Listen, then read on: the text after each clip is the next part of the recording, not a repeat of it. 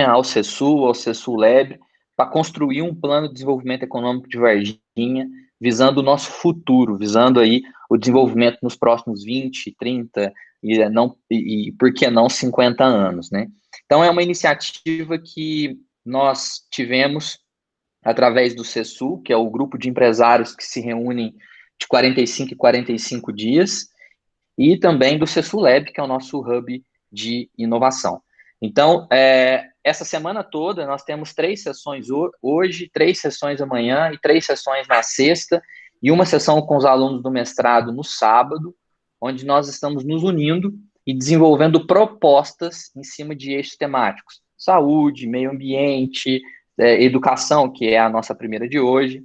Então, na verdade, ao todo, 9 eixos, onde os empresários vão nos ajudar a construir as propostas para o plano de desenvolvimento econômico da cidade. Então, eu queria agradecer a professora Edna, que está aqui com a gente hoje, vai falar um pouco sobre políticas públicas aí para a educação, mas antes eu queria passar a palavra para o professor Stefano para fazer a abertura oficial aí do nosso bate-papo. Primeiro, eu queria bom dia a todo mundo, aqueles que eu não tive a oportunidade de desejar ainda. Eu fico muito feliz com o aceite de vocês, né, nesse chamamento, porque é muito importante. Sempre a gente, em época de eleição, a gente fica naquela, né, a gente quer dar sugestões, a gente imagina uma questão, e eu sempre falo assim, pode ser meio utópico, né?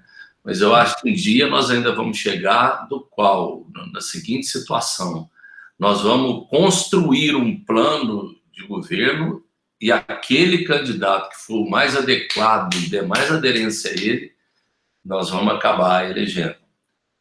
E eu acho que um plano de governo é uma coisa que tem que ser executada mesmo, mas não simplesmente um plano de governo. São políticas que a gente tem que ter uma continuidade do tempo, né? Ou seja, como é que nós pensamos a nossa terra, não para 4 anos, mas para frente, para tudo que está vindo aí, para a geração nova e para a gente que está também na atuação. Então, eu quero agradecer muito cada um de vocês e dizer que é uma construção coletiva, sim, e nós devemos ter, no final dela, chamar aí, num conselho empresarial, todos os candidatos a prefeito e poder apresentar e debater com eles essa questão desta construção coletiva. Então, muito obrigado. Eu vou passar logo ao Guilherme, porque nós estamos aí hoje com o dia meio puxado, para que ele possa começar logo os trabalhos. Guilherme.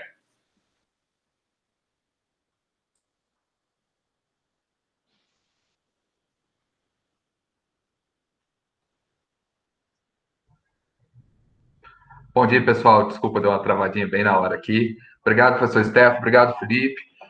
Bom, então nós vamos começar aí a partir de hoje, agora, essa série de reuniões para discutir. Então, a dinâmica, basicamente, podemos mostrar a vocês aí um especialista na área explicando o melhor possível como que essas áreas impactam o desenvolvimento econômico da cidade.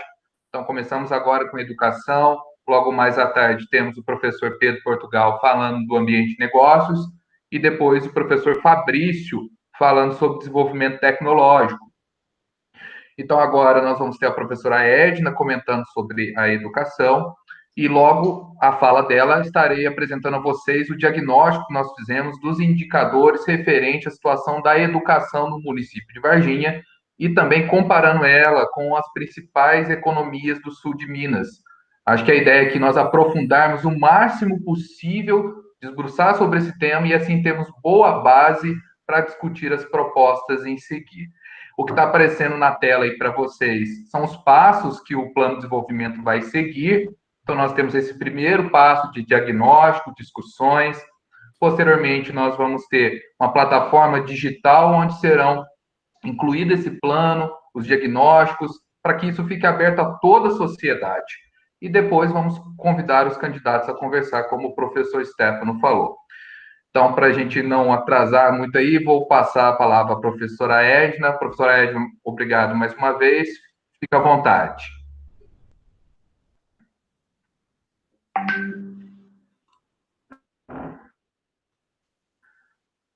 Professora, seu microfone está mudo.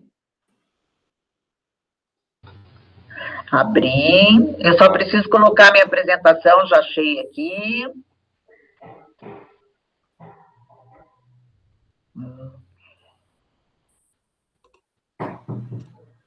Não vou conseguir.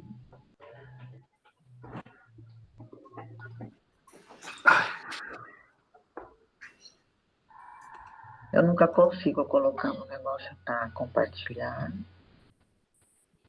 Ver se eu consigo agora. Isso, está dando certo, professor. Sei não. Mas se não, eu vou... Vai sem apresentação mesmo, a gente... Depois eu mando, se for o caso, porque não carregou aqui, hein?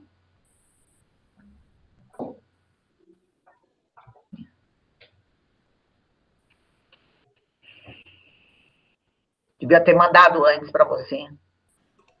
Mas vamos lá, gente. Bom dia, né? Depois eu mando, se for o caso, a apresentação, não é muito grave. Bom, eu vou falar um pouquinho, eu começo, e a minha apresentação estava pautada nisso, eu estive secretária de Educação durante 5 anos e meio no município de Taubaté, e, sem dúvida, para a gente pensar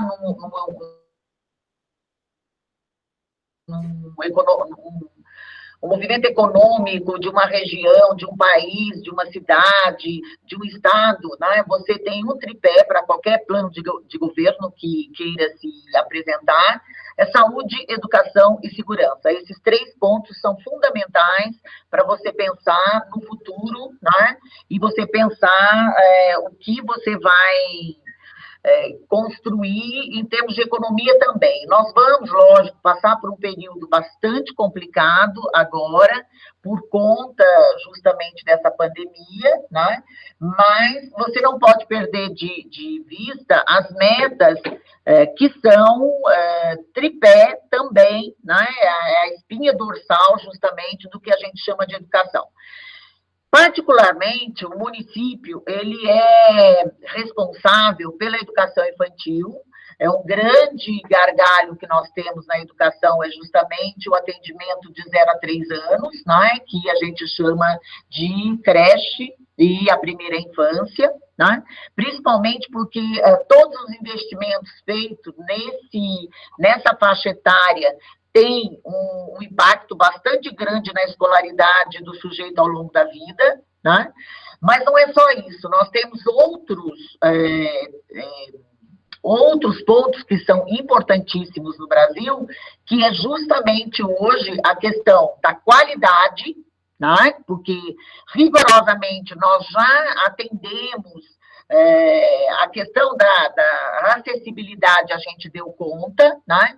Não deu conta em 100%, mas deu conta. A gente ainda tem uma taxa de analfabetismo considerável, então, quer dizer, para um país como o nosso, a gente tinha que já não estar mais com esse problema, né? Mas nós ainda temos ainda o problema do analfabetismo digital, mas quando você vai pensar na educação, você tem que pensar justamente nas metas do desenvolvimento sustentável, que hoje a gente tem, a educação é a 4ª, então a gente começa por isso, né? Eu começaria primeiro pelo desenvolvimento sustentável, o Plano Nacional de Educação, que nós estamos hiper atrasados, e o Plano Municipal de Educação, que normalmente os municípios já fizeram, já se organizaram para fazer. Edna, não tivemos. Pois é, eu tive essa meta quando cheguei na Prefeitura de Taubaté, porque sequer o Plano Municipal primeiro de Educação tinha sido feito. Então, nós tivemos que fazer o Plano Municipal de Educação para a década seguinte, mas nem o primeiro tinha sido feito. Então, a gente teve que fazer também o diagnóstico do município no que dizia respeito o Plano Municipal de Educação, e nós fizemos justamente pautado em toda a discussão de descentralização, de autonomia, né? Foi, então, assim, bastante importante você levar a comunidade escolar e a comunidade como toda a discutir quais seriam as metas para o plano municipal, que não pode estar em dissonância com o Plano Nacional de Educação.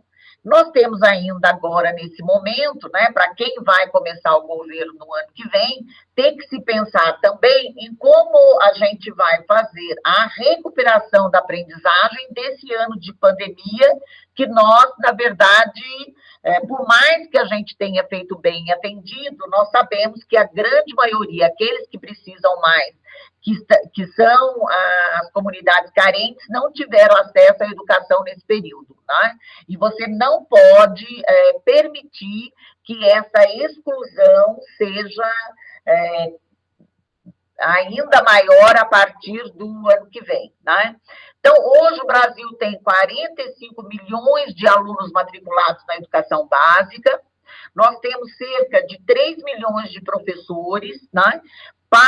Perto de 1,8 milhões de professores têm o ensino superior, mas nós temos um problema grave nessas formações, porque, assim, 85% desses professores têm formação em pedagogia, mas a área de ciência da natureza e matemática, por exemplo, tem menos de 2% de professores formados, né, para trabalhar as áreas de ciência da natureza e matemática. Então, esse é um problema que a gente tem que atacar na educação de modo geral no Brasil, né?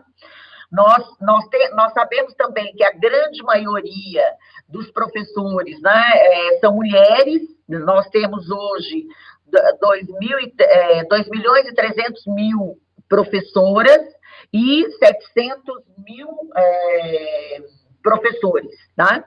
Então, esse é um problema que a gente tem que atacar também, que é essa dificuldade de gênero que a gente tem na educação, e vale ressaltar que eu tive grandes embates com isso, sobretudo na educação infantil. A gente tem uma resistência muito grande da própria comunidade de se aceitar professores homens da educação infantil. Então, são coisas que a gente tem que trabalhar em questão de igualdade de gênero também na docência. O piso salarial do Brasil hoje, do magistério, em 40 horas, né, está em torno de R$ 2.558. Então, é o piso, na verdade, que grande parte dos municípios acabam não dando conta, inclusive, de cobrir, e aí acaba utilizando 100% do Fundeb em folha de pagamento, né? Então, a gente tem que também respeitar, e a gente fez um esforço bastante grande durante toda a minha gestão. A questão de gestão de educação e a gestão do secretário, né, e do prefeito é essencial, né, para que as políticas públicas de educação aconteçam. É possível mudar toda uma realidade educacional durante o mandato? Gente, nós mudamos. Nós mudamos, quando eu falo nós mudamos, a gente mudou com a equipe que a gente tinha, com a comunidade taubateana, com os embates que a gente teve, com a Câmara Municipal, mas a gente conseguiu, em termos de indicadores, ainda que eles sejam discutíveis, a gente conseguiu melhorar muito a educação, principalmente na periferia, né? Em 2 anos a gente já teve uma mudança bastante grande, vocês podem ver os indicadores de Taubaté, mas para isso a gente fez algumas coisas que eu acho essencial de se fazer na educação pública, né?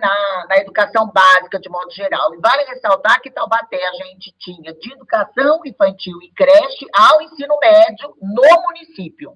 Então, a gente tinha também até o ensino médio, que o município não precisava dar conta, mas que ele também tinha, sob sua responsabilidade. Nós aumentamos, inclusive, a oferta no ensino médio, conseguimos discutir isso de modo geral, porque eu parti do princípio que, como a gente começava desde creche, a gente tinha que dar a possibilidade de dar uma educação que eu acredito, por exemplo, na questão da descentralização, e o município consegue gerir melhor do que você ter a educação mais ampla, né? Tudo que era meio nós terceirizamos, então, realmente, nós partimos do princípio de ofertar uma excelente merenda, que, no mínimo, a gente ofertava 2 refeições dia, mas o nosso plano eram 3, e nós Passamos a ofertar 3, porque a gente ampliou o ensino integral, e assim, nós passamos de 1.200 crianças em tempo integral para 12.000, quando eu deixei a Secretaria de Educação, tá? Isso desde educação infantil. Nós aumentamos as vagas de educação infantil, que quando eu peguei, nós tínhamos em torno de 5.000 crianças matriculadas, e nós deixamos com 12.000 matriculados na educação infantil, aumentando, sobretudo, a oferta de creche, né, de 0 a 3 anos, que é uma das mais custosas, mas eu digo que são investimentos. Nós fizemos, para isso, um convênio com a Universidade de Taubaté, e que pode ser feita, por exemplo, com uma fundação como o UNES, né? Desde que sejam sem fins lucrativos, você pode fazer convênios diretos para a educação de tempo integral. Então, a gente envolveu a universidade nesse projeto, né? Então, agora, por exemplo, eu sei que o município está partindo para um chamamento, mas isso vai continuar existindo, né? A educação em tempo integral, porque esses meios que eu digo que são transitórios na educação, é extremamente importante que você faça por meio de contratações mesmo, tá? Então, por exemplo, merenda. Nós melhoramos a qualidade da merenda, investindo toda a verba do PNAE. Se vocês entrarem hoje no Ministério, vocês vão ver o quanto nós começamos em 2013. Aliás, a gente fez um artigo sobre isso. Em 2013, sem comprar agricultura familiar, e o quanto nós deixamos hoje, né, o quanto o município investe em agricultura familiar. Nós começamos, inclusive, sem ter a organização no município para nos ofertar, porque, para vocês terem uma ideia, nós começamos no município com 42.000 alunos, né? Então, nós já tínhamos, e foi justamente no momento que a gente teve crise, que nós vamos ter de novo, né? A gente já sabe disso para os anos que virão. Você vai ter uma demanda pública, bastante grande de educação pública, e eu sou taxativa de dizer que educação pública tem que ter qualidade, depende de nós, né? Realmente, esse investimento de ir para frente, não ter medo de fazer as coisas, né? Então, nós terceirizamos merenda, limpeza. Eu não diria que foi terceirização a questão do tempo integral, porque não foi. Foi uma contratação com um projeto pedagógico, com a universidade envolvida, mostrando que ela tinha, inclusive, capacidade, né, e para levar a termo esse projeto, envolvendo os alunos, que, inclusive, assim, o aluno formando, quem está, boa parte desses monitores passaram a vir da universidade para a gente, então já vinham, de certa forma, capacitados, né? A gente fez, o projeto foi nosso, mas a execução, a gente fez uma parceria com a universidade que existe até hoje, e a gente pôde ampliar enormemente o atendimento. Eu acho assim, a educação integral, isso eu tenho prazer de dizer, na década de 90, nós montamos a primeira escola de tempo integral no município de São José dos Campos. Naquela época ainda nem era uma política pública como é hoje, né? E aí, quando eu fui convidada para integrar a equipe do prefeito Ortiz Júnior, justamente o plano de governo dele, o primeiro não fui eu quem fiz, né? Eu fiz o segundo com a minha equipe, lógico, mas ele tinha essa proposta de aumentar em 50% o tempo integral. Nós não aumentamos em 50%. Nós, na verdade, né, quadruplicamos a oferta de tempo integral. Quando eu saí da secretaria, por exemplo, a gente tinha perto já de quase 20, tinha projeto, né, em execução, porque era a segunda parte do convênio, de quase 20.000 alunos em tempo integral, que era justamente o que a gente queria, de 50% em tempo integral. E nós tínhamos para os alunos maiores, por exemplo, porque quando você pega os anos finais, você propor em tempo integral para esses jovens, como eles não tinham aquela cultura, como tem que ser, desde a educação infantil ficar em tempo integral, era mais difícil de você convencer o jovem de ficar. O que a gente fez? A gente fez o que a gente chamou de período estendido. No lugar do jovem ficar o dia inteiro, ele ficava no mínimo 6 horas na escola. Né?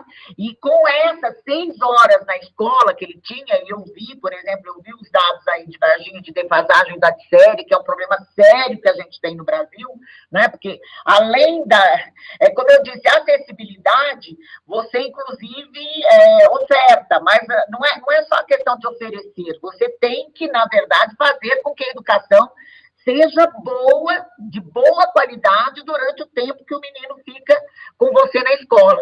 E foi bastante interessante, porque, inclusive, para o ensino médio, antes da minha saída, a gente fez também um convênio com, nós fizemos a chamada, mas quem acabou ganhando foi o SENAC, uma proposta para ter a educação profissionalizante no período contrário, né, no contraturno, como integral também. E a gente fez com o SENAC, oferecendo vários cursos profissionalizantes, inclusive a tese da Leonor, né? Ela tem trabalhado sobre esse tema, para esses meninos que, inclusive, eu tinha na zona rural, mas o meu grande sonho de consumo eu não consegui colocar, que está um dia eu coloco, eu queria uma escola agrícola, justamente, né? Eu queria uma escola técnica agrícola para que a gente trabalhasse com a questão do espaço rural, do pequeno agricultor, né, que Taubaté tinha esse caminho, e que eu acho que o Brasil precisa investir mais e ser um pouco mais sensível também para a questão voltada à terra, como é o caso do sul de Minas, que você tem aí o café, tem aí, inclusive, o vinho, né? Então, essas questões, o mesmo gado, né? Então, eu acho que isso também a gente precisa voltar a investir. Então, o que eu faria, né? A primeira coisa de um plano de governo que tem que ter, que eu faria, não, né? Que a gente tem que fazer de modo geral. Bom, primeiro, partir dos Objetivos de Desenvolvimento Sustentável, então da ODS. A meta 4 é justamente essa ideia da educação de qualidade. Então, o que eu faço para ter educação de qualidade? A primeira coisa que é fundamental, investir na primeira infância, isso tem que ser a bandeira de qualquer governo, né? Essa é uma meta para os municípios, então a gente não pode se eximir dela, tá? Para isso, nós também fizemos convênios. Então, tudo que era monitores, na verdade, a gente também fez convênio para ter essa especialidade na educação de 0 a 3 anos, sendo que cada sala tinha um professor para trabalhar a questão da estimulação, então não ficava na mão só das... que alguns dizem babás, né? A gente chamava de monitoras, na verdade, tá? Então, garantir esse acesso à educação inclusiva de qualidade e equitativa, promover oportunidades de aprendizagem ao longo da vida para todos, essa é a meta 4, a gente não pode deixar do lado. Aí, quando você olha o município, você tem que pensar o seguinte: qual deve ser a meta do município? Ninguém será deixado para trás, seja na educação infantil, seja nos anos iniciais, seja nos anos finais e no ensino médio. Só que tem que haver hoje, e para mim isso é muito claro enquanto política, né? Não deu para fazer tudo em 5 anos, obviamente, né? Mas, por exemplo, essa atenção aos anos finais, ela tem que ser redobrada. A gente perde muito desses meninos entre o 7º e o 9º ano, né? Sabendo que desses meninos, só 30% chegam no ensino médio, e quando chega no ensino médio ainda tem uma evasão grande. Então, quer dizer, você tem evasão antes da entrada e você tem evasão durante o período do ensino médio. Então, nisso a gente tem que ter políticas fortes para fazer com que esse menino fique com a gente, né? Porque senão você perde o futuro do Brasil, na verdade. Você perde aquilo que a gente está construindo, né? Não existe mágica, é trabalhar muito. Quem chegar com o plano dizendo assim, olha, eu vou mudar com isso daqui, não é mágica, é muito trabalho, é 14 horas de trabalho por dia, né? Dá para fazer, dá. Eu jamais devolvi 1 centavo de verba na educação no município durante esses anos, e vale ressaltar que quando eu assumi a Secretaria de Educação, a gente tinha em torno, se a minha memória era boa, 8 milhões de reais parado, que não tinha sido investido do governo anterior em agricultura familiar. A gente conseguiu chegar naquilo, né, zerar isso, quer dizer, investindo mesmo. A gente chegou... eu comprei suco orgânico para as crianças, arroz integral. A briga foi grande, né? Porque onde assim, teve pais que brigavam por causa do arroz integral que a gente dava para as crianças, né? Mas a gente brigou muito para ter uma educação de qualidade e não abriu mão disso, né? A alimentação é essencial, não adianta você estar no Brasil, a merenda tem que ser boa, porque senão a criança não vem. A criança realmente come na escola. Né? E muitos só comem na escola, então tem que ser muito boa, e a gente fez muito boa. Já disse para vocês, né? A gente terceirizou, a gente tinha um controle social dentro da escola, fora as nutricionistas e tudo mais, a gente tinha o que a gente chamava de comitê de mães. As mães do bairro iam lá, sem avisar o dia, para experimentar a merenda e ver se ela estava de qualidade mesmo. A gente notificava a empresa se não tivesse a contento, e assim, deu super certo, né? Então, vamos lá, organizando um plano, como é que a gente tem que fazer? Bom, a primeira coisa que eu faria, e que nós não podemos fazer no momento, é justamente as reuniões com os grupos focais das comunidades, de modo geral. Esse seria o certo, né, para levantar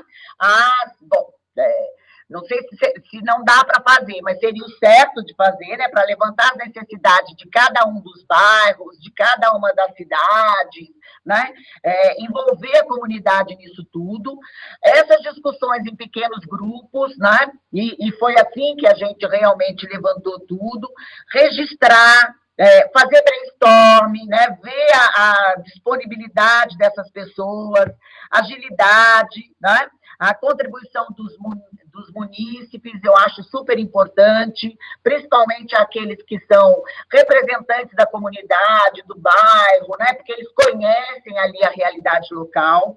Aí, qual é a ideia básica de um plano? Onde nós estamos de educação, que é o que o Guilherme vai apresentar logo em seguida, né? Quais são nossos indicadores? E, olha, não se iludam, por melhor que sejam, a gente pode melhorar, e pode melhorar muito. Se tiver bom, ótimo, porque daí a gente pode chegar excelente, né? Eu sempre digo isso. E eu peguei realmente o município, depois de 8 anos de desmando total para colocar em pé. Então, é possível fazer. Você tem que ter vontade política e trabalhar muito. Onde queremos chegar e como chegamos lá. Então, essas 3 questões são essenciais para começar um plano de governo na educação, né? Onde é que a gente está? O plano, quais são os documentos que eu vou usar para diagnóstico, né? Que eu acho super importante. O Plano Municipal de Educação, os orçamentos de educação para o município, tá? Quanto de dinheiro a gente tem, quanto, né? Distribuição de escolas, número de sala, número de alunos, número de professores, situação de substitutos, né? Merenda e transporte, como é que está isso? Bom, eu não preciso nem dizer para vocês que realmente tudo que é meio, eu acho que na educação você tem que partir para a contratação e fazer boas contratações, né? Isso também é importante. A gente, particularmente na minha gestão, pode virar minha conta bancária de A a Z, dizer não teve nenhum desvio, nenhum combinado, nada. Era tudo mesmo. E qualquer governo que nos dias atuais, né, que tem um pouco de seriedade, ele não vai fazer essa loucura de mexer com educação, saúde, para desvio e corrupção, porque se fizer, vai preso, não tenha dúvidas disso, tá? Então, merenda, transporte, plano de carreira, remuneração de professores, como é que isso está, quais são os planos que a gente tem, né, para a formação. Aí, em seguida, você vai justamente para o diagnóstico. Desafio, qual é o problema que a gente tem? Em cada uma dessas faixas etárias, de 0 a 3, de 3 a 5, de 6 a... Vai do 1º ao 3º ano, você vai realmente criando todos esses itens para trabalhar. Qual é o indicador que eu tenho? tá bom, não tá bom, onde eu quero, qual é a área, né, que eu estou e onde eu quero chegar, né? Qual é o material de apoio que eu tenho para fazer o levantamento disso tudo. Então, isso são as primeiras questões que você levanta. Problema, indicador, qual é a área, né? Porque você trabalha no município, ok, tenho até anos finais só, eu não tenho ensino médio, tenho só anos iniciais, mas eu quero chegar, por exemplo, nos anos finais, eu quero ampliar, eu particularmente sou a favor, eu acho que quanto mais fica na mão do município, melhor a gente pode fazer, né? Atender em creche as crianças de 0 a 3 anos. O desafio tem que ser concreto. Como é que eu vou organizar essa escola? Como é que eu tive sorte, não sei, né? Porque eu cheguei no município naquele momento que a gente tinha os convênios com o governo federal e com o governo estadual, em termos de creche. Imediatamente eu corri para fazer esses convênios e nós deixamos, por exemplo, se a minha memória é boa, 4 escolas do governo federal, inaugurada em Taubaté, e muito bem feitas, inclusive, e 2 do governo estadual. Então, de pronto, a gente já tinha ali 6 escolas novas, mas nós ampliamos também as nossas escolas mesmo, construindo berçários, né? As que a gente não tinha infraestrutura de berçários, a gente ampliou, construiu para justamente poder atender essas crianças, que é o gargalo, né? Porque berçário requer justamente os cuidadores, o professor, merenda especial. Berçário, por exemplo, são 5 refeições dia. A criança entrava às 7 horas da manhã e podia sair 6 horas da tarde, né? Então, realmente eram 5 refeições dia, no mínimo, mais as mamadeiras, enfim, tudo isso. Mas vale a pena, viu, gente? Eu quero deixar aqui claro que vale a pena, é um investimento que você olha e sabe que o que você, como o Stefano disse, se é para fazer daqui, o Felipe, 10, 20, 30, 50 anos, então você tem que começar já desde essa faixa etária, e é essencial nos dias atuais, as mães realmente trabalham, essas crianças não ficam cuidadas, nem estimuladas como devem, né? Bom, a gente revolucionou tudo, porque já começou que no berçário, em Taubaté, a gente fez berçário sem berço, então já foi, assim, né, nós aos poucos fomos mudando todos os berços justamente para evitar queda, né? Então, a gente fez todo esse caminho, né? O desafio tem que ser concreto e objetivo, onde é que eu quero chegar, e tem que ser mensurável.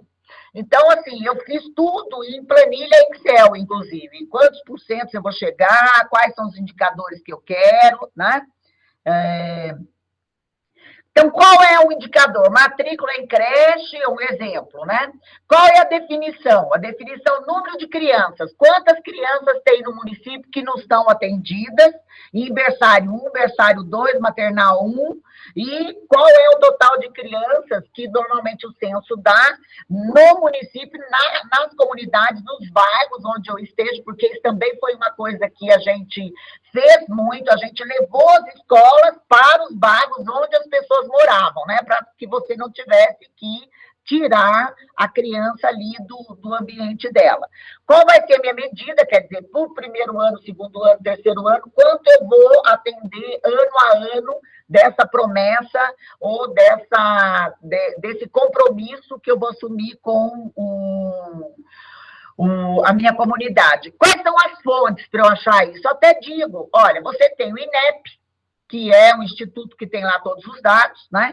Você tem o Queduc, que é um outro site, inclusive, que a gente tem todos os dados do município lá, a gente tem o IBGE e a gente tem a Secretaria Municipal de Educação, que nem sempre você tem acesso aos dados, porque aí as pessoas não querem divulgar por causa das questões políticas que tem aí, mas é possível ter todos esses dados sem fazer apelo à Secretaria Municipal de Educação. Mas, se quiser fazer, também você tem o plano municipal que você pode usar para mensurar como fonte oficial, né? E eu acho extremamente importante que sejam justamente fontes oficiais, porque isso gera menos críticas. Você realmente se pauta em dados fidedignos, né? Então, você não vai ter problemas de... Você pode sempre ter um pouco para mais ou para menos, mas não vai estar muito errado, né? O material de apoio à legislação, o plano específico da Secretaria Municipal de Educação ou do próprio candidato, né, o que ele efetivamente quer fazer, tá? E a LDB, obviamente, né? Mas o Plano Nacional de Educação, ele também, nós estamos em atraso com ele, mas ele também já diz qual é a meta que o município tem que atender nesse período para crianças de 0 a 3 anos. Então, essas metas já estão estabelecidas, não é o que eu quero fazer, é o que eu tenho que fazer, é diferente, né? Então, não é direito, e para o gestor público é dever, né? Então, você tem lá objetivo, proposta, metas, né, o que fazer, e estratégias, como fazer. Esse é os 4 pontos, né, que você tem que atender num plano de governo, seja para a área da educação, seja para a área econômica, seja para a área de saúde ou de assistência, enfim, são esses os caminhos que você tem que seguir, né? E depois, óbvio, tem coisas maiores, como a gestão democrática de educação, que você também deve promover, né? E é extremamente importante. Eu acho que, assim, o que eu tinha para dizer mais rapidamente seria isso, né? Se vocês quiserem me colocar alguma questão ainda, eu tenho um pouquinho de tempo. E eu queria finalizar dizendo assim, gente, a educação no Brasil é um desafio e uma oportunidade para todos nós, tá? Eu não penso que você possa ser brasileiro, trabalhar com educação em qualquer que seja o nível, né? Eu trabalhei antes de ir para a educação superior 10 anos na educação básica, realmente com a educação infantil, com os anos iniciais, eu tive esse privilégio, estive coordenador, vice-diretor, né? E depois fui para a educação superior, mas jamais deixei de atuar ou na área de pesquisa com a formação docente. Tenho um compromisso bastante grande com a educação do campo, que é uma coisa que eu tenho carinhosamente, mas que a gente tem que realmente abraçar esse desafio, essa oportunidade, e pensar que se a gente quiser um município, uma região, um estado, um país que seja respeitado, não tenha dúvidas que a educação não é um único caminho, mas é um deles. Obrigada. Obrigado, professora Hélio. Que aula, né? Isso aí é muito bom a gente poder ouvir quem tem a prática mesmo de estar no cargo, que possa trazer essa expertise para todos. Então, eu acho que muito do que você falou converge muito com o objetivo do Plano de Desenvolvimento de Varginha, olhar para esses indicadores, olhar onde podemos fazer as melhorias. E agora eu vou mostrar para o pessoal de forma bem sintética, tá, pessoal? Quais os indicadores nós levantamos, para que assim a gente possa suscitar um debate maior sobre isso. Lembrando que eu vou disparar a todos vocês esse caderno temático assim que terminar essa reunião, para que vocês tenham isso para se aprofundar um pouco mais, tá bom? E um dos pontos que vai chamar a atenção é uma coisa que a professora Edna falou, que são referente ao orçamento. O orçamento, que é uma coisa tão complexa nesse sentido, porque há uma legislação que traz.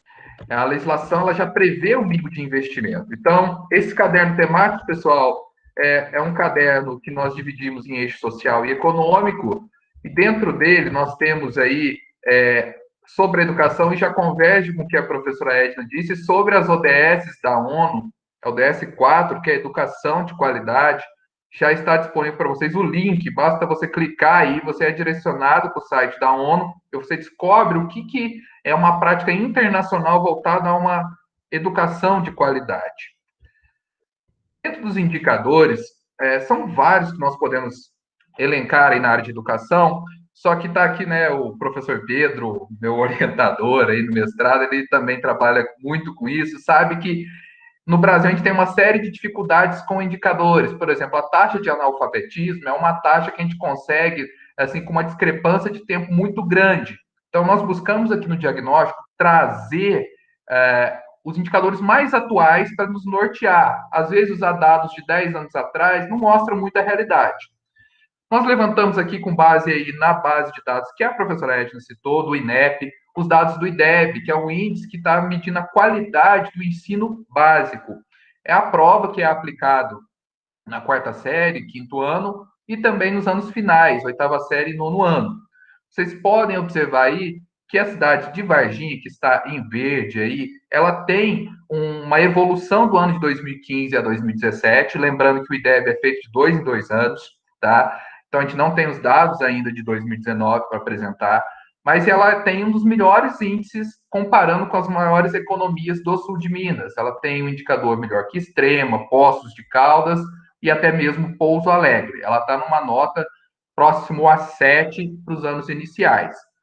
Para os anos finais, nós temos também a melhor média, no caso da cidade de Varginha, só que abaixo dos anos iniciais. Nos anos finais, nós temos uma nota abaixo de 6. É um indicador que vai até a nota 10. Como a professora Edna disse, apesar de nós termos aí um destaque, vamos dizer, entre as maiores cidades do sul de Minas, nós temos um caminho a percorrer, né? Nós temos um 10 para alcançar ou chegar o mais próximo disso. Então, no quesito IDEB, temos um resultado melhor nos anos iniciais do que nos anos finais e também um resultado mais interessante que as maiores economias. Fizemos também um levantamento aí sobre a média do Enem do último ano, então a média de todas as escolas do município e como que isso aconteceu aqui para nós.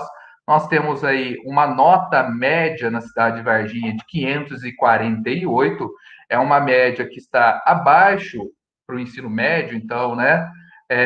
De Pouso Alegre está abaixo de Poços de Caldas, estamos acima da cidade de Extrema. Com relação às disciplinas específicas que nós temos aí, a área das linguagens, humanas, natureza, o perfil de Varginha se assemelha muito ao perfil que nós temos nas demais cidades, com resultados um pouco melhores focados nas áreas matemáticas e depois nas áreas de linguagens. As ciências da natureza e ciências humanas são aquelas que têm um resultado que a gente pode buscar um pouco mais de melhorias. Isso se tratando, evidentemente, do ensino médio. Um outro indicador que nós trouxemos aí é a distorção idade-série. Esse indicador pode não ser conhecido por muita gente, mas é um indicador muito importante. Isso quer dizer que o aluno está na série que ele deveria estar na idade dele ou não? Qual é a divergência? Então, esse aluno ele está atrasado nos seus estudos ou não? É interessante observar que nessa linha temporal aí, nós temos de 2009 a 2019 uma queda significativa da distorção, e Varginha apresentou um bom resultado nesse sentido, tendo ali a menor distorção idade-série para poder, então, ter os seus alunos ali nos anos adequados. Mas é um caminho, assim, que tem que ser perseguido, e acreditamos aí que não é só uma questão de educação, mas uma série de fatores sociais e econômicos que possam contribuir a isso. Você observa aí que Varginha, em 2019, teve 8% de distorção. Eu não sou tão especialista na área de educação, a professora Edna, a professora Karina, que está aí conosco também, a professora Vânia, vai saber dizer melhor se isso é muito ou é pouco, mas nós estamos melhores que as demais cidades na região.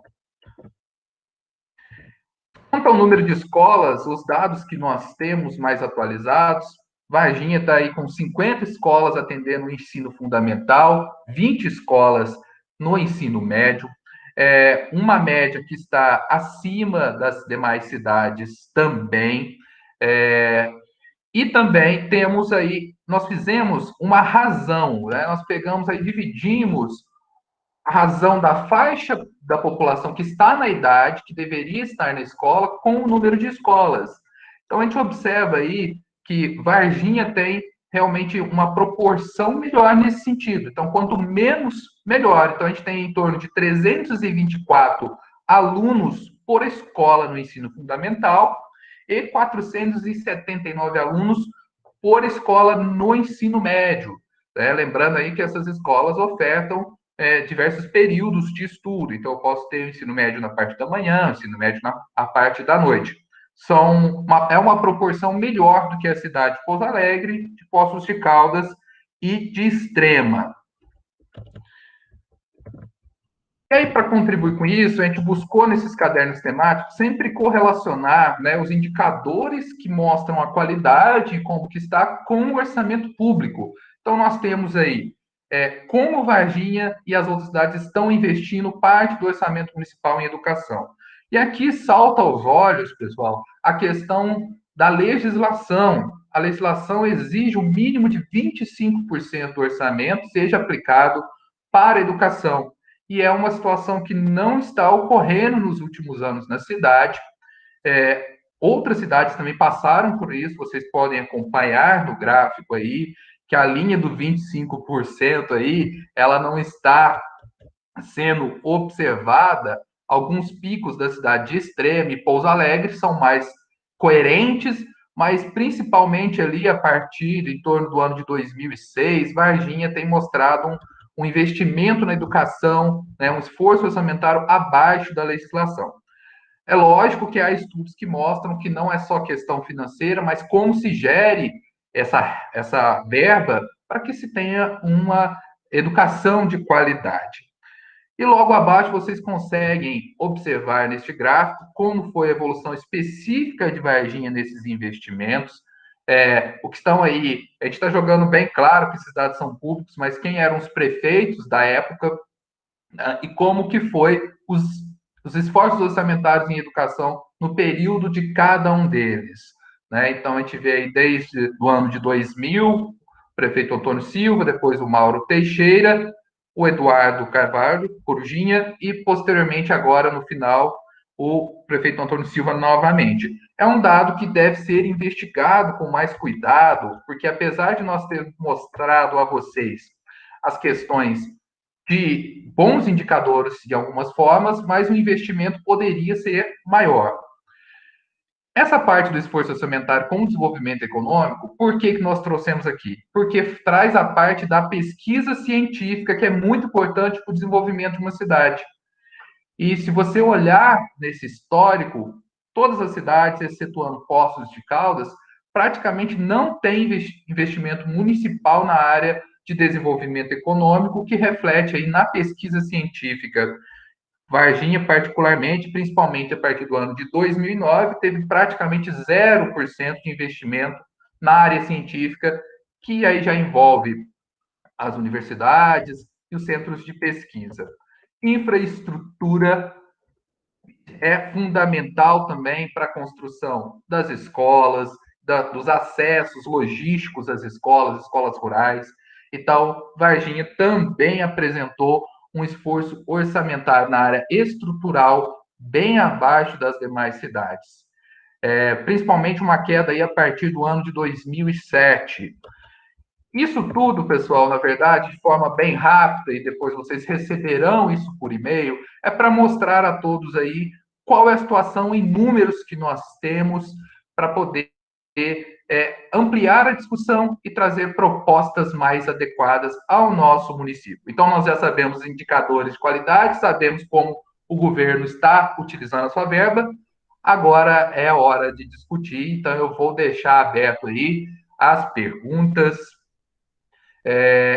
para que vocês possam fazer. A professora Edna tem pouco tempo aí, né, professora? E a todos que estão participando também. Felipe, com você, cara. Bom, pessoal, a dinâmica dos encontros, né, vai ser basicamente essa. 30 minutos, o palestrante vai falar para a gente, contextualizando as propostas de um plano para nos ajudar a gente a formatar as nossas propostas, né, do que a gente quer para o município de Varginha.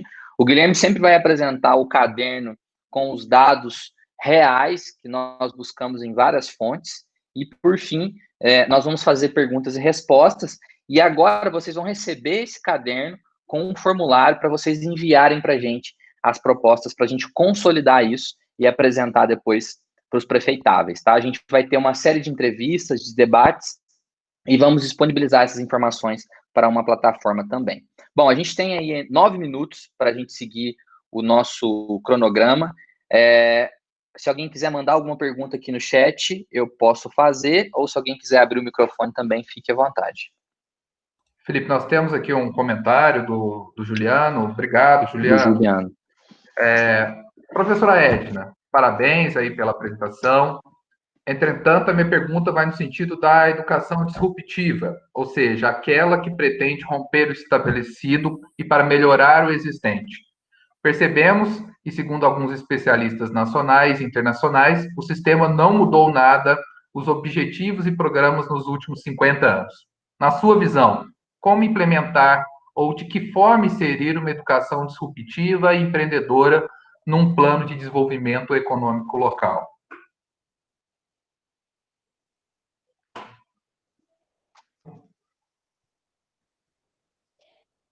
Acho que a professora... Acho que ela já saiu. Eu acho que ela saiu aqui.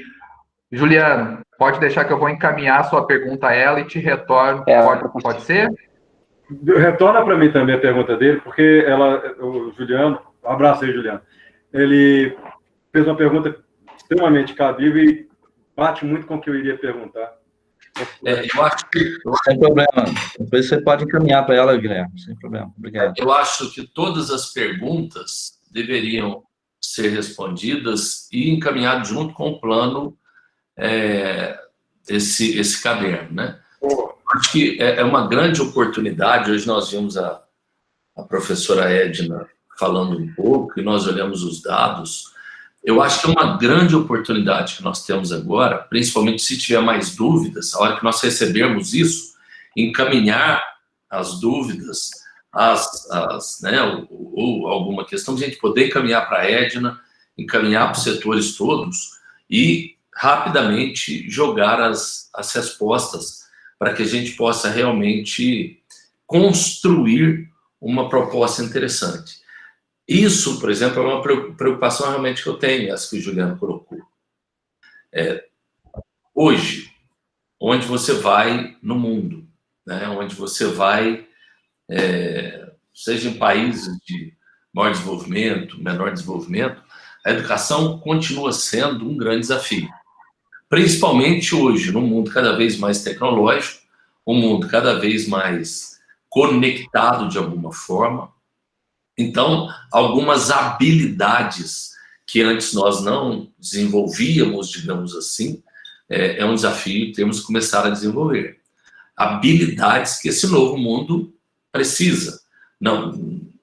E aí é o desafio, né? Porque não adianta mais formarmos as nossas futuras gerações com a cabeça das gerações passadas. Hoje nós temos grandes problemas sociais. Eu acho que não há dúvida para ninguém aqui que quanto melhor for o nível de educação do nosso povo, menos nós vamos ter violência, menos nós vamos ter distúrbios, digamos aí, sociais, né? Porque nós damos ferramentas. Mas agora, que educação? Né? Não adianta, por exemplo, você equipar uma escola ou escolas totalmente com equipamentos de ponta de informática, nós não temos pessoas capacitadas ou até mesmo o que fazer com essas ferramentas. Né? O que se joga numa questão, o que se compõe numa questão de educação para esse novo mundo, que mecanismo é que possa realmente fazer sentido toda essa tecnologia hoje disponível para a educação. Uma das questões que eu acho que nós precisamos colocar nesse plano de governo é mostrar que isso é possível. Né? Não tem o porquê, de repente, uma distorção tão grande das escolas públicas para muitas das escolas particulares. Ou seja, são crianças da mesma forma e que precisam, no mesmo mundo, com situações diferentes. Mas essas parcerias, como a professora Edna colocou, é de fundamental importância para que a gente possa realmente começar a desenvolver. Então, acho que é muito pertinente essa pergunta do Juliano, né? A partir do momento, realmente, para a gente começar a ter luzes. Como é que nós vamos colocar esse novo desafio? Como é que nós vamos colocar isso, já que tem o orçamento, nós temos escolas. Varginha, eu acho que ela tem uma particularidade, né, que a nossa zona rural não é muito grande, né, nós estamos muito concentrados, então nós vamos ter que realmente queimar bastante em cima desses dados, alguns fosfatos, para trazer uma criatividade, além realmente dos indicadores que precisa se cumprir, mas o que mais? Né? Como é que nós vamos avançar? Como é que nós vamos ter algumas atuações mais profundas nesse processo de discussão real, né? De um mundo real.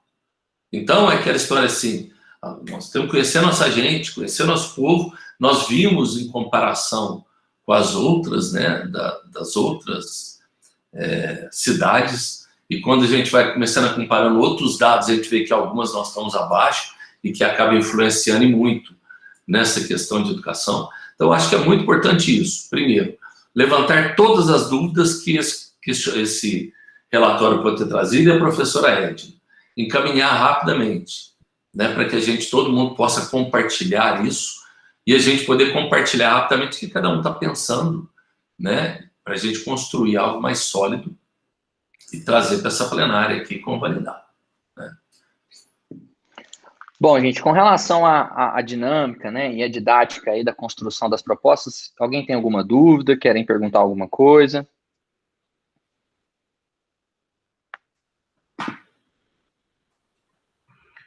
Lembrando aí, pessoal, que eu, junto com este caderno temático, as dúvidas sanadas pelo especialista, vocês vão receber um link também para colocar as propostas de vocês. Então, vamos começar o nosso debate desta maneira, ok? A professora Edna voltou aí, professora. Ela voltou e... Olha, eu adoraria responder as questões que eu sei que o pessoal está fazendo, mas eu estou numa entrevista do outro lado. Então, o que eu vou propor é assim, ó, vocês me mandem as questões, eu respondo tudo por escrito, né? E aí, se vocês quiserem depois uma outra reunião comigo, eu vou ficar muito satisfeita de atendê-los. Mas eu tinha avisado, Felipe, que eu tinha esse problema hoje às 11 horas, tá bom? Então, eu peço mil desculpas, mas eu tenho que sair. Coloquem todas as questões no chat, eu me comprometo a responder, mas, infelizmente, eu tenho que sair agora. Obrigada pelo convite. Sem problemas, professora. Obrigado mais uma vez. A gente vai te encaminhar as perguntas e depois a gente disponibiliza para todos os convidados. Excelente. Obrigada. Tchau. Eu agradeço. Bom, pessoal, cumprido então o nosso cronograma. Aí o Francisco quer falar aí, Francisco. Ah, beleza. Vai lá, Francisco. Obrigado pela oportunidade, professor Stefano. Só complementando esse contexto que o Juliano trouxe, né? Bom dia a todos, eu sou Francisco do Sebrae. Quando ela falou com relação ao recurso, principalmente o recurso financeiro, o recurso também capital humano, os professores, eu acho que que vai nortear esse nosso bate-papo é aqui que a gente vai entregar para os candidatos, né? Eu acho que uma questão que a gente poderia também a gente ter como gatilho é saber deles, né? Porque a educação empreendedora, igual o contexto que o Juliano nos trouxe, precisa do protagonismo, né? E a gente espera despertar o protagonismo no jovem. Mas eu acho que o primeiro caminho é saber se o município, o plano do município de educação, está voltado também para desenvolver esses atores, que é o professor. Ou seja, né, um novo modelo, igual o professor Stefano colocou, né? Não dá para pensar como antigamente, né? Hoje é muito falado sobre habilidades do futuro, que é a soft skill, né? Falar sobre criatividade, falar sobre inteligência socioemocional, isso é importante. Então, quando ela falou que o indicador do recurso financeiro e capital humano, ou seja, o professor, saber se o candidato pensa, né, nesse plano de capacitação, né? Que a gente tem que essas diversas habilidades que são essenciais na formação do cidadão para alunos, para que tenham um sucesso de mercado, ou seja, esse novo cidadão do futuro que tanto almejamos para a nossa cidade. Então, eu acho que baseado nessas competências aí, né? Ou seja, será que o nosso município está baseado num plano de ensino baseado em novas competências? Então, vem de metodologia e vem também de capacitação desse nosso corpo de atores, que são os professores. Perfeito. Isso aí, Francisco. Obrigado pela sua contribuição. E a gente acredita muito nesse processo, nessa cocriação juntamente com todos vocês aí. Bom, a gente queria agradecer, pessoal, a participação de todos vocês. Foi, assim, para a nossa primeira sessão do eixo da temática de educação, foi sensacional. A professora Edna deu uma verdadeira aula para a gente. Espero que clareou, né, para vocês, para que vocês possam agora construir as propostas e enviar para a gente. Nós vamos, conforme o Guilherme disse, encaminhar para todos vocês o caderno temático para auxiliar, né, na construção das propostas, e a gente já queria deixar o convite para as sessões que acontecerão na parte da tarde. Às 14 horas, com o professor Pedro Portugal, nós vamos falar um pouco de ambientes de negócio. É um tema super interessante, e ele preparou um material muito rico para discutir a economia e o desenvolvimento da nossa cidade.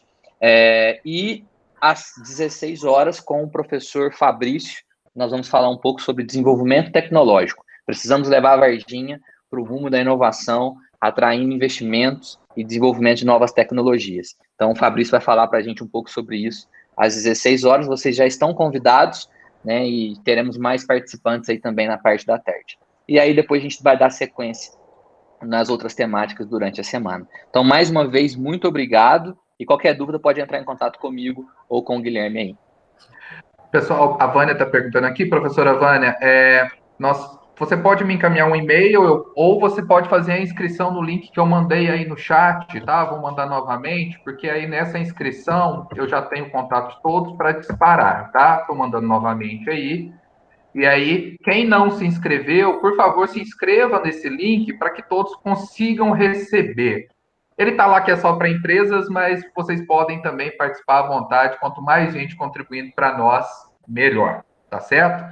Eu vou pegar também agora aqui a questão do Francisco, já vou passar para a professora Edna também. Muito obrigado a todos a participação, a gente se vê mais tarde aí. Gente, valeu.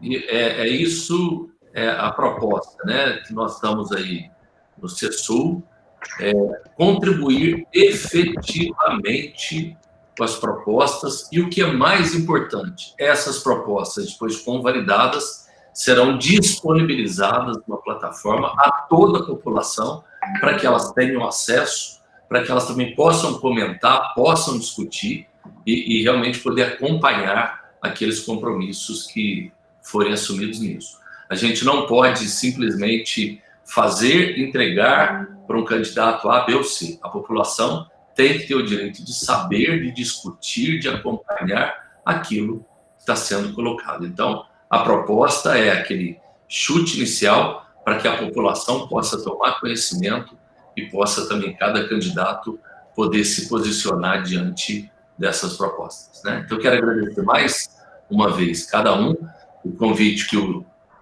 Felipe fez. Nós temos aí um vasto caminho pela frente para que a gente possa realmente contribuir efetivamente para o desenvolvimento da nossa terra. Valeu? Obrigado para todo mundo. Um bom almoço, né? Daqui a pouco estamos todo mundo aí de volta. Valeu? Até mais, pessoal. Um abraço. Tchau. Obrigado.